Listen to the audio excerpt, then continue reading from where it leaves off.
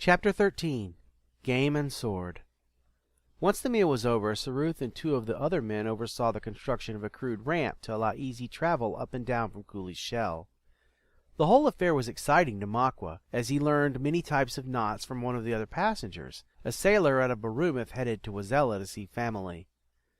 The men of the group got together to create a wall of brush and then a makeshift latrine within it, offering the ladies on the trip a more comfortable place to take care of some of their private business. Machwa helped with all of it, and by the time the sun was high, he was good and ready for his lunch, which turned out to be dried, smoked meat Saruth had packed. One of the other travelers had packed some candy, and when Machwa offered to buy some, he was glad to sell the candies, 5 for a silver piece. Machwa traded one of the pieces he'd earned for selling fish the previous day, and passed 2 candies to both Shimna and Saruth. He popped the last one in his mouth and savored the delicious sweet flavor of the chewy spiced caramel. After lunch, Machwa, Saruth, and Shimna went fishing for dinner. The trio made a stringer and filled it over a period of about 4 hours. There were different kinds of fish, some like the ones from the day before, and some new ones Machwa hadn't seen. One of them was something Shimna told him to throw back because it tasted nasty. One of the fish was 3 feet long and almost broke Machwa's line. It took all 3 of them to play the fish out until it grew weary enough to bring in. When they were done, Saruth pulled a thick Zarmuth gut rope full of fish from the water and told the 2 that he would need more spices to cook it all. Shimna touched Machwa on the shoulder and mentioned the nearby Zuppo flower and water cane stand. With help of one of Lady DeRoth's servants, Machwa and Shimna got a basket full of the little sour fruit, as well as 2 large pieces of water cane. Machwa found that the cane had water in compartments because they took a small axe to the bottom of the tall plant and only about a quart of juice leaked out before it came down with a heavy thump. While the servant dragged the heavy, water-filled cane back to Saruth, Machwa looked around and found a few nearby kupatha vines. He took as many berries as he could find and joined the others at camp. Shimna saw him eating them and snorted at him. Her eyes rolled. "Didn't I tell you before about eating too many of those?" He remembered her explaining it to him from before, but had to admit to her that he hadn't understood what she was saying. She made a face and leaned to whisper into his ear, "They make you go to the bushes very often if you eat too many." He blinked and grimaced like Shimna had a moment before. A grin spread on his face a moment later, and he set off to offer the berries to Lady DeRoth. Saruth looked up from his cooking and walked over after setting others to it. "Machwa?" He perked his ears and avoided turning his head to look. "Yeah, Saruth?" Saruth came alongside him and took the basket with one hand while he poked him in the ear with the other. "You know better than to inflict discomfort on helpless victims, Machwa. You are better than that." Machwa crossed his arms, and his ears went back as he growled. He didn't want to be better than that. The annoying woman had it coming. Lady DeRoth was passing by and gave the berries a curious look and then glanced at Saruth. He covered them with a hand. "A few for dessert later. I wouldn't want your appetite to be spoiled for dinner." She smiled at that and gave a nod. "The little runt is more thoughtful than I imagined." Machwa wished even more that he'd gotten away with it, but he caught sight of Saruth's smile as Lady DeRoth walked away. His ears perked back up over several seconds of thought. "I guess you're right, Saruth. It seemed like a fun idea, though, imagining her going every 5 minutes to that latrine we built. I guess making her tail twist would just make everyone else's lives harder, wouldn't it?" Saruth's blue eyes danced. "Machwa, I think she had enough fun yesterday. While I couldn't have pushed her in myself because it would have been highly uncouth, and I dare not commend you for doing it, I do admit a certain level of satisfaction in having seen it."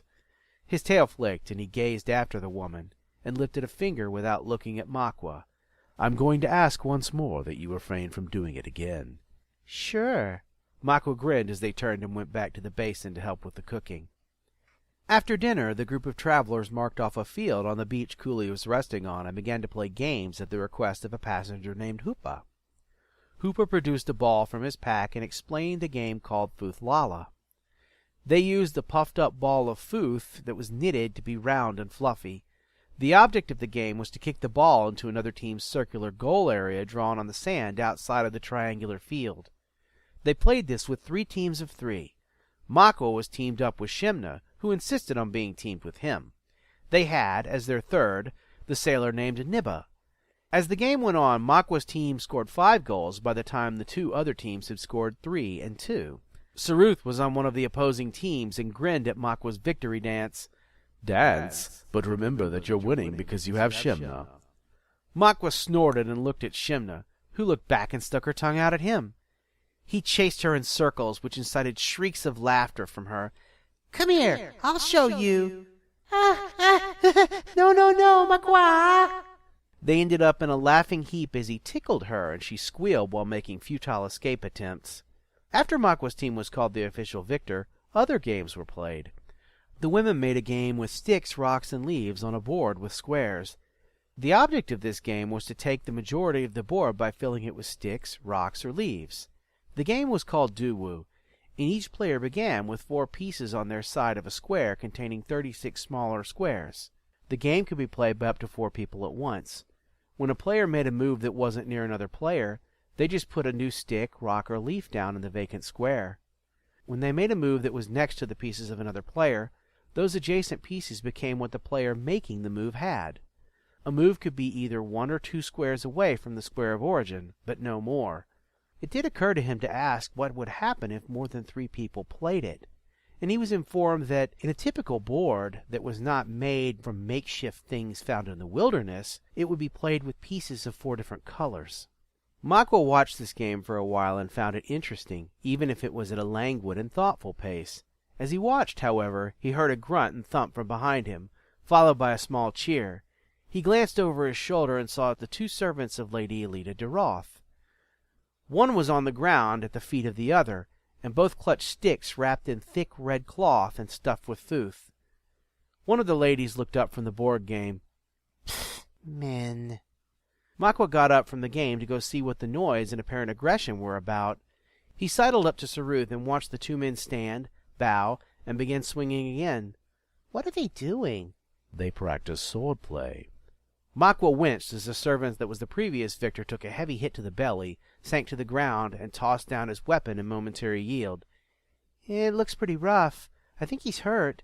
Saruth shook his head and pointed. The fallen man got up and took a slow, deep breath before reaching to pick up his weapon. He nodded to his opponent, and they both readied themselves to have another go. Saruth waved a hand, lifting his palm at the end. See? He only had the breath knocked from him. He isn't injured. Machwa watched as the padded weapons clashed and buffeted together.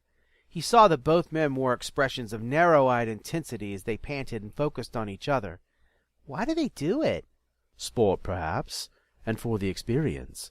Sometimes it's good to know how to fight so that when you must do so, you're ready. Machwa's ears turned outward. I don't understand. Why fight at all? Why not just run? If you can run fast enough, you don't need to fight. And getting hit hurts. Saruth shook his head, and a wry grin formed on his face. Machwa, there often exist times where men can't just run. Sometimes they must fight either for what they believe in or what they protect. He still didn't get it, and the very idea made his tail coil and twitch. He watched as one of the men took a staggering blow to the side of the head that dropped him onto the sand. The other fighter's emotionless visage changed to one of concern. Milo, are you all right? Milo rubbed his head and sat up. Yes, and I'll live. Nice hit. My head will hurt for a while. I'm ready to call it your game. Zessan nodded and helped Milo up while patting his friend on the shoulder and brushed the sand from his tunic. Well fought. Machwa looked from the men to Saruth. Isn't it better to talk if you can't run? Once the watchmen caught me and I told them I was just outside late, getting medicine for my sick brother. They believed me and let me go. Saruth took a deep breath and let out a long sigh while he held up a finger. Yes, but sometimes that doesn't work. And in any case, lying isn't a good practice if you can avoid it. It is a relationally expensive practice. Lie to someone enough, and they will no longer believe you or respect you. Once they find that you've been mendacious with them, or others for that matter, in any sort of frequency, all trust they have for you is expended. Men what? How did Saruth, a foreigner, know more words in his language than he did? Mendacious. He waved a hand. Untruthful. Saruth turned to look at the swordsman, as did Machwa. He clapped for Milo and Zessin as they passed. Well done, you're excellent warriors. Machwa shook his head and snorted at Saruth. I agree with the ladies playing doo-woo. Fighting is silly. I'm sure there's always a way to use your feet or mouth to solve things. Saruth laughed and peered down at Machwa with his ice-blue eyes in a way that held his gaze. You're wrong about that. Sometimes the only way to employ your legs or mouth to bring resolution to a situation is to kick or bite. Those who say violence solves nothing make evident that they've never seen the good a little well-placed aggression can do for a person, a people, or a nation. If used when other more amiable options are exhausted or futile, your claws and teeth can save or better your life, young Machwa. Like any tool, strength can be misused, but it can also be used to help the world around you. The art of combat is a manly pursuit. Machwa crossed his arms in silent disagreement with Saruth. The whole idea of combat and war was a bunch of silly nonsense to him. In all of his young life, he'd never been hurt by anyone who couldn't catch him. That truth was self-evident. He also didn't see Saruth as much of a fighter as he stood there in his blue robes. When have you seen it? Saruth walked over and sat down on a stump with a wave for Machwa to follow him. After a long moment, he walked after him and sat beside him with perked ears. When I was about your age, I agreed with your current belief. There was another boy who lived near my home, and he had a habit of bullying me and several other children who lived nearby. During free time he would come to us, take our toys, disrupt our games, and rough us up.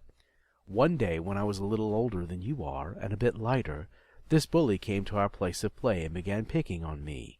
He took my favorite toy, broke it, and then pushed me down. At first my friends laughed because they didn't want to be knocked down. I was scared, and so were they. The bully wasn't content just to be rough, though, and he insulted my family because my father was dead. He said terrible, untrue things about him, and called me things I won't mention. When he did that, I became angry, stood up, and hit him as hard as I could right in the center of his nose. He fell down, started crying, and then got up and ran home. My friends and I never had to worry about him again. When he came to bully us, they remembered what I did and told him they would do the same. He took a deep breath and waved a hand. So you see, Machwa, sometimes fighting helps. I had tried to reason with the bully many times, but it never worked because he did not care that he was being malevolent. I ran many more times, and sometimes I got away, but all it meant was that I'd have to do the same thing the next time. I was a timid and kind boy by nature, just as I am a reserved and kind man now. In that moment of anger, however, I learned that sometimes one must fight. Evil cannot be reasoned with. Machwa nodded. That explanation made sense to him, in theory at least. Not that he wanted to try it.